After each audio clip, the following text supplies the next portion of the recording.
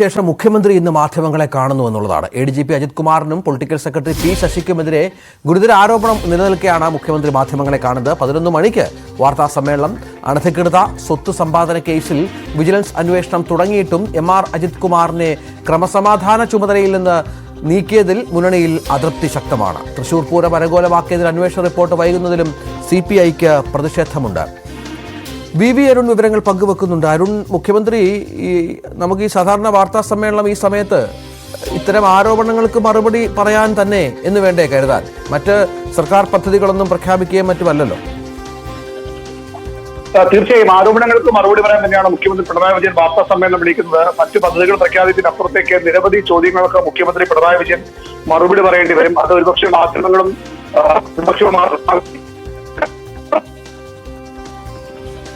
അരുൺ കേൾക്കാമോ? ഇല്ല, മുഖ്യമന്ത്രി മാധ്യമങ്ങളെ കാണും 11 മണിയോടുകൂടി എന്നാണ് നമുക്ക് ലഭിക്കുന്ന വിവരം.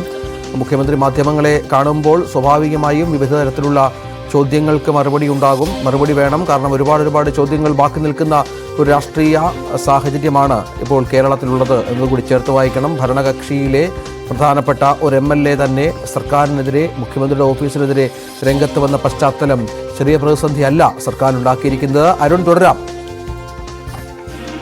രഞ്ജിത്ത്, മുഖ്യമന്ത്രി പിണറായി വിജയന്റെ വാർത്താ സമ്മേളനം ഈ ആരോപണങ്ങൾക്ക്, വിവാദങ്ങൾക്ക് മറുപടി പറയാൻ തന്നെയാണ്. ഒന്നല്ല, നിരവധി വിഷയങ്ങൾ മുഖ്യമന്ത്രിയുടെ മറുപടി കാത്ത് കേരളം ഇരിക്കുന്നു. അതിൽ പ്രതിപക്ഷം മാത്രമല്ല, മാധ്യമങ്ങളും മാത്രമല്ല, ഭരണപക്ഷത്തു നിന്ന് പോലും, പക്ഷേ CPM പോലും മുഖ്യമന്ത്രിയുടെ മറുപടി, പ്രതികരണം, മൗനം ഇത്രയധികം നീണ്ടതിൽ വലിയ അതൃപ്തരാണ്. പൂരം കലക്കിയ വിഷയത്തിൽ CPI കടുത്ത നിലപാടാണ് കുറച്ച് ദിവസങ്ങളായി സ്വീകരിക്കുന്നത്. വലിയ സംശയങ്ങൾ CPIക്ക് വിഷയത്തിലുണ്ട്. എന്തിന് അജിത് കുമാറിനെ ADGPയെ സംരക്ഷിക്കുന്നു? അജിത് കുമാറിനെതിരെ അൻവർ ഉന്നയിച്ച ആരോപണം കൊണ്ട് അത് സ്വാഭാവികമായി അതിൽ അന്വേഷണം നടക്കേണ്ടതുണ്ട്. അന്വേഷണത്തിന് ശേഷം മാത്രം അതിൽ നടപടി മതിയെന്ന് CPI മറ്റ് ഘടകകക്ഷികളും സമ്മതിക്കുന്നു. പക്ഷേ അജിത് കുമാർ CPM ഭരിക്കുമ്പോൾ, ഇടതുമുന്നണി ഭരിക്കുമ്പോൾ RSS മേധാവിയെ കണ്ട്, അത് RSS എക്കാലവും ഇടതുമുന്നണി രാഷ്ട്രീയ ശത്രുക്കളാണ്. അത്തരമൊരു സംഘടനയുടെ നേതാക്കളെ 2 തവണ 3 തവണ കണ്ടത് എന്തിനെന്ന ചോദ്യത്തിന് ഇതുവരെയും മറുപടി നൽകാൻ അജിത് കുമാർ തയ്യാറായിട്ടില്ല. ആ മറുപടി അജിത് കുമാർ നൽകേണ്ടത് മുഖ്യമന്ത്രിക്കാണ്, ആഭ്യന്തര വകുപ്പിനാണ്.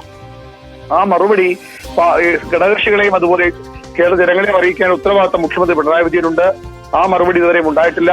അജിത് കുമാറിനെ മാറ്റി നിർത്തണം, ക്രമസമാധാന ചുമതലയെന്നെങ്കിലും മാറ്റി നിർത്തണമെന്ന ആവശ്യം ശക്തമായിട്ടും അതിലൊരു നടപടി ഇതുവരെയും ഉണ്ടായിട്ടില്ല.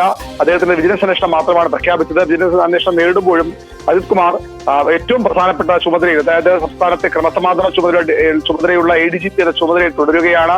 അത് എന്ത് ന്യായമെന്ന ചോദ്യമാണ് CPI അടക്കം ഉന്നയിക്കുന്നത്. പൂരം കലക്കലിൽ അജിത് കുമാറിന്റെ ബന്ധത്തിൽ CPIക്ക് സംശയമുണ്ട്. അത്തരം നിരവധി ആരോപണങ്ങൾ ഉയർന്നു വരുന്നുണ്ട്. അത്തരം കാര്യങ്ങൾക്ക് കൂടി മുഖ്യമന്ത്രി മറുപടി പറയേണ്ടി വരും. PV അൻവറിന്റെ ആരോപണങ്ങൾ മുഖ്യമന്ത്രിയുടെ ഓഫീസിനെ കൂടി കേന്ദ്രീകരിച്ചാണ്, മുഖ്യമന്ത്രി പൊളിറ്റിക്കൽ സെക്രട്ടറിയെ കൂടി ലക്ഷ്യമിട്ടാണ് പാർട്ടിക്ക് അത്തരം ഒരു പരാതി PV അൻവർ നൽകിയിട്ടുണ്ട്. അങ്ങനെ വരുമ്പോൾ പൊളിറ്റിക്കൽ സെക്രട്ടറി P ശശിക്കെതിരെ എന്ത് നടപടിയാണ് സർക്കാർ സ്വീകരിക്കാൻ പോകുന്നത്? അല്ലെങ്കിൽ അദ്ദേഹത്തെ പൂർണ്ണമായി സംരക്ഷിക്കുകയാണോ? ഈ അന്വേഷണ പരിധി അദ്ദേഹത്തെ ഉൾപ്പെടുത്തുമെന്ന് പറഞ്ഞെങ്കിലും അതും ഏത് തരം വരെയായെന്ന് ഒരു വ്യക്തതയും ഇല്ല. അത്തരം നിരവധി കാര്യങ്ങൾക്ക് മുഖ്യമന്ത്രി പിണറായി വിജയൻ മറുപടി പറയേണ്ടതുണ്ട്.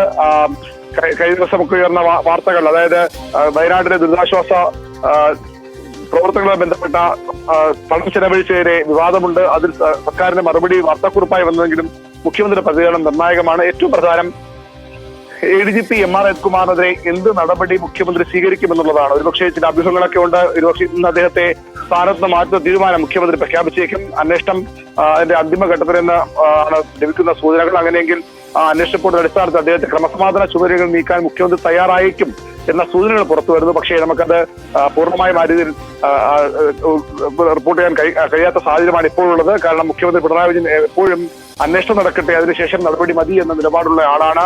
അന്വേഷണത്തിൽ കുറ്റക്കാരനെന്ന് കണ്ടെത്തിയാൽ മാത്രം നടപടി എന്ന നിലപാടുള്ള ആളാണ്. അതുകൊണ്ട് തന്നെ അജിത് കുമാറിനെ ഇനിയും അന്വേഷണ റിപ്പോർട്ട് വരുന്നവരെ കാത്തിരിക്കാൻ മുഖ്യമന്ത്രി തയ്യാറാകുമോ എന്ന കാര്യമാണ് അറിയേണ്ടത്. ഏതായാലും വലിയൊരു ഇടവേളയ്ക്ക് ശേഷം മുഖ്യമന്ത്രി മൗനം വെടിയുകയാണ്. വലിയ ഇടവേള പറയുമ്പോൾ വിവാദമുണ്ടായ കാലമാണ് ഞാൻ സൂചിപ്പിക്കുന്നത്. മുഖ്യമന്ത്രി തന്നെ മറുപടി പറയേണ്ട നിരവധി വിഷയങ്ങൾ പൊതുസമൂഹത്തിലുണ്ട്. അപ്പോഴെല്ലാം മുഖ്യമന്ത്രി മൗനം തുടരുകയായിരുന്നു. ആ മൗനം ഇന്ന് വെടിയും. അത് ഏത് തരം വരെ ആർക്കെതിരെ നടപടി ഉണ്ടാകുമോ എന്ന കാര്യമാണ് ഇനി അറിയേണ്ടത്. BV അരുണാണ് വിവരങ്ങൾ പങ്കുവച്ചത്.